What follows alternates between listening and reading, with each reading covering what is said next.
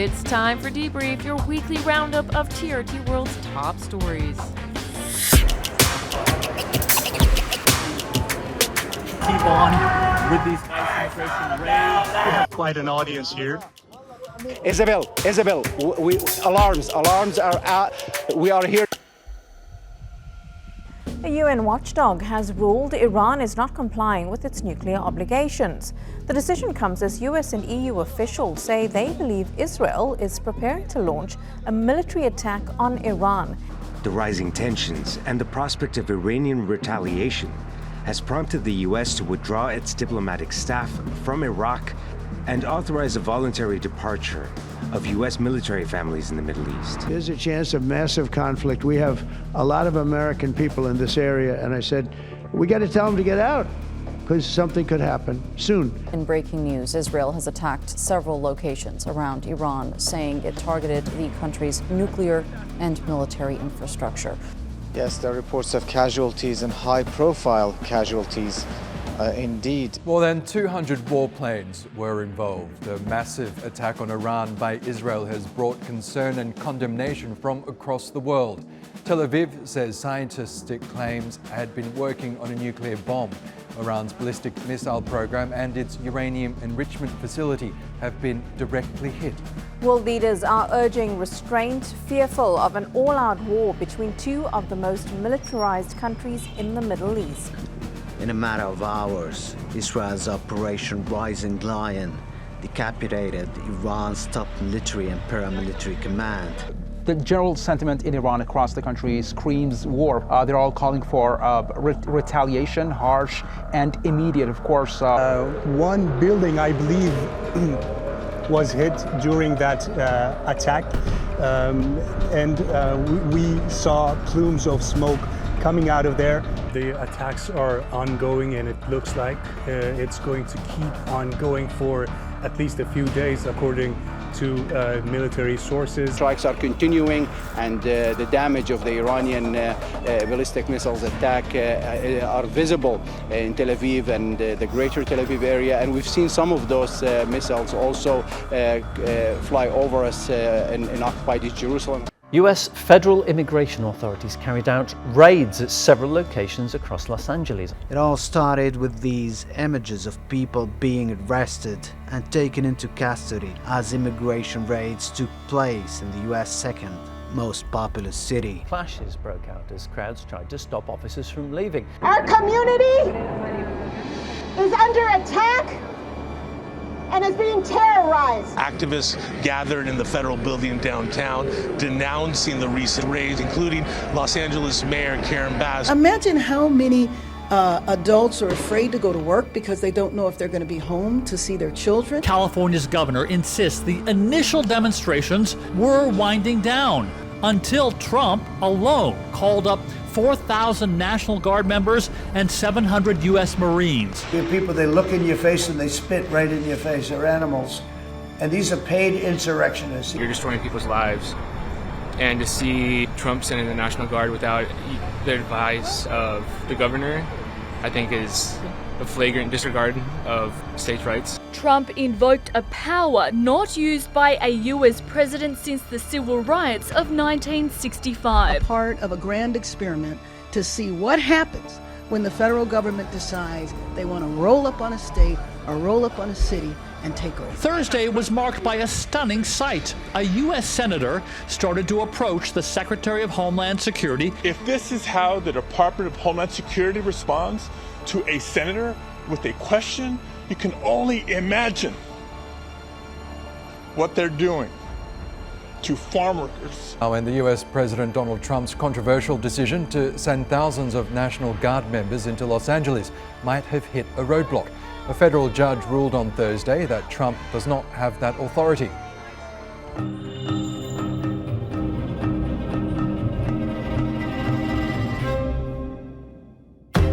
The Freedom Flotilla boat is nearing Gaza on its mission to deliver humanitarian aid after a previous attempt failed due to a drone attack. Is there any indication that you will be intercepted very soon? We have been notified that Israel has sent special forces to come and intercept us. This, however, will not make us turn around. This will, however, not make us stop. Now, Israeli naval commandos have boarded and taken control of Madleen. They are currently being escorted to the Ashdod port. The activists that are on board are detained. The detention itself is unlawful. Israel has no right to stop the humanitarian aid. Attempt by the Madleen boat to reach Gaza is a symbolic thing, and it's excellent to boost the morale of Palestinians here. Several activists detained aboard the Gaza-bound aid vessel Madleen have arrived to Europe following their release from Israeli custody. At this point, let our lives be sacrificed, but we should still raise our voice. This genocide must stop. Activists and health workers from around the world are heading to Egypt to take part in what's being called the Global March to Gaza. The aim is to get more aid routes open for the enclave. They will be trying to head to Egypt's border with Gaza, though, and there they'll be joining thousands of people from around the world converging in Cairo. It's a really long journey. Some people are coming from the other side of the world, flying first, then by road, then by car, then by foot. They are meant to reach the Rafah border crossing, assuming, of course, they are allowed in. Egyptian authorities have detained over 200 pro-Palestinian activists in Cairo who were taking part in a global march to Gaza. At Cairo airport, some were held for hours without explanation, while others were deported. And police raided their hotels, questioned participants, and confiscated their phones. We showed with the Madleen that the governments do not decide for us. They do not decide when to say no, when to say yes. We have a decision too. We vote them into power. And when they're starving children, this is when we have to rise up and say no more. And of course, there's more top stories. We've got them right here for you in the News in Brief.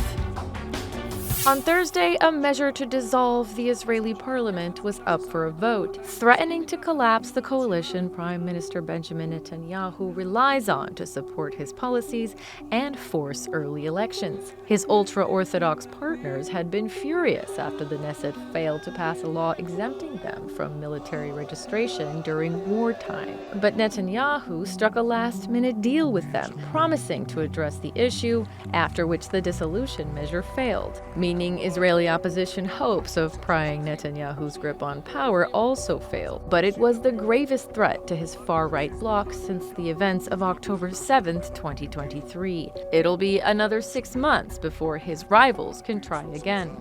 But with cracks widening inside his coalition and public unrest against the war on Gaza growing louder, many say the question is not if his government will fall, but when. Between Wednesday and Friday, Russia hit Ukraine with the biggest attack since the war began, launching nearly 500 drones and over 40 missiles at Kyiv, Odessa, and Dnipro. Kharkiv alone saw 48 Shahed drone strikes on Friday morning. The mayor called it open terror.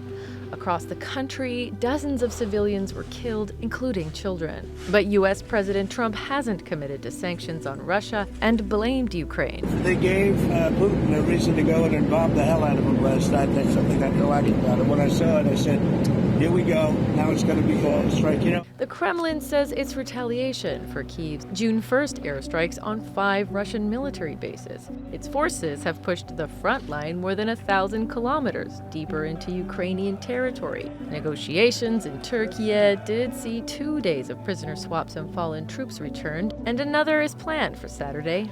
But that's all that's come out of the peace talks so far. Tragedy struck in Ahmedabad when an Air India flight headed for London crashed just after takeoff. The Boeing 787 went down near the airport, slamming into a residential building and bursting into flames. Dozens are confirmed dead, with dozens more injured or missing.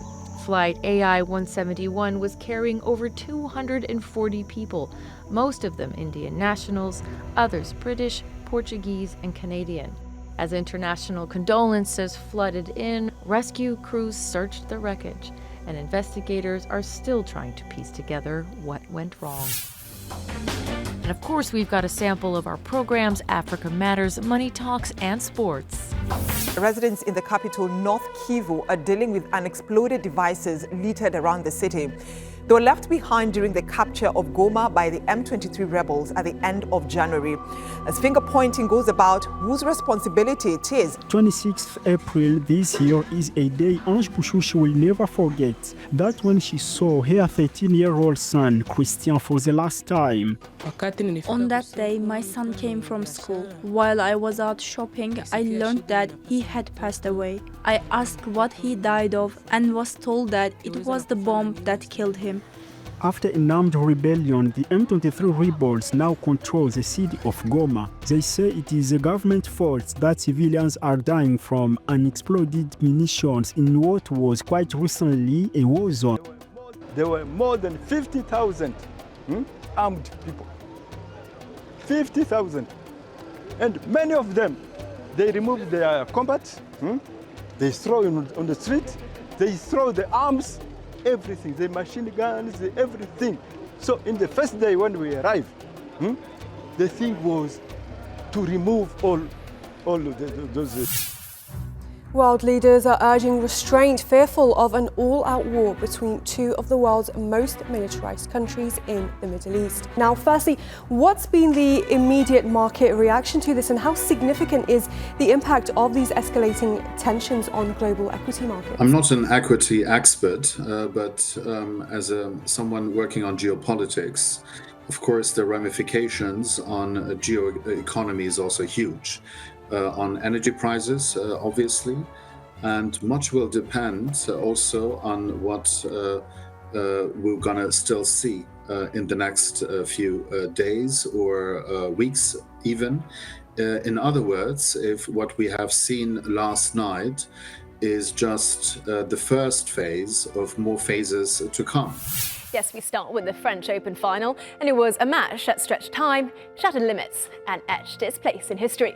Carlos Alcaraz and Yannick Sinner produced an epic on the Paris clay, a contest that pushed both players and the sport to their absolute limits. Our sports correspondent Lance Santos reports. It was tennis on the edge of madness. 5 hours of genius, grit and disbelief on the Paris clay. Sinner struck first. Ice cold and ruthless. 2 sets up and chasing a third straight slam. Alcaraz on the ropes, but this Spaniard lives for the storm.